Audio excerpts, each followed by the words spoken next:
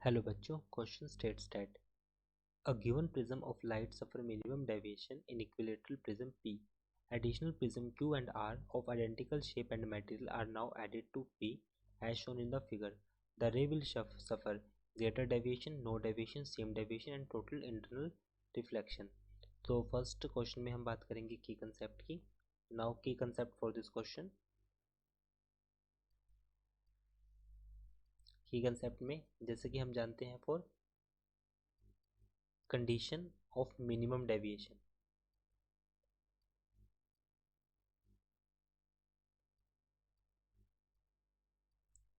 Condition of minimum deviation जिसमें हमारे पास angle of incidence I and angle of emergence E. I और E की वैल्यू इक्वल हो जाएगी. सो अगर हमारे पास ऐसी कंडीशन बनती है तो इस कंडीशन में हम कह सकते हैं after suffering minimum deviation. Suppose यहाँ पे हमारे पास कोई रे ऑफ लाइट आएगी, वो कुछ इस तरह से पैरेलली मूव करेगी. Why? Because after suffering minimum deviation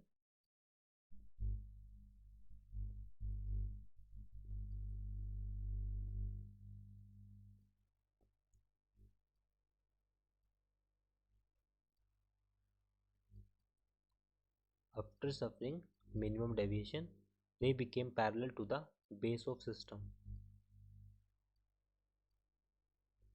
They became parallel to the base of system.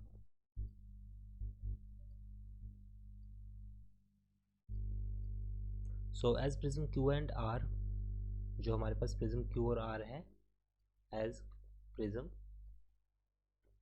Q and R are made up of same material. अगर वो दोनों सेम मटेरियल से बने हैं तो उसमें किसी तरह कोई डेविएशन नहीं होगा. सो जो रे ऑफ लाइट होगी वो सिंपली बिना डेविएशन के आर के अंदर एंटर कर जाएगी. So we can say same material ray will continue to move. Ray continue move करेगी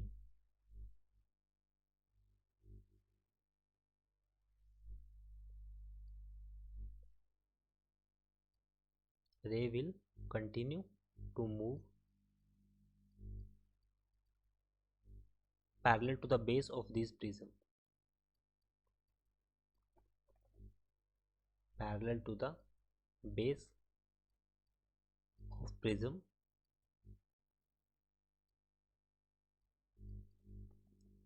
Net addition deviation is 0. तो इस केस में जो नेट एडिशन डेविएशन होगा वो 0 होगा.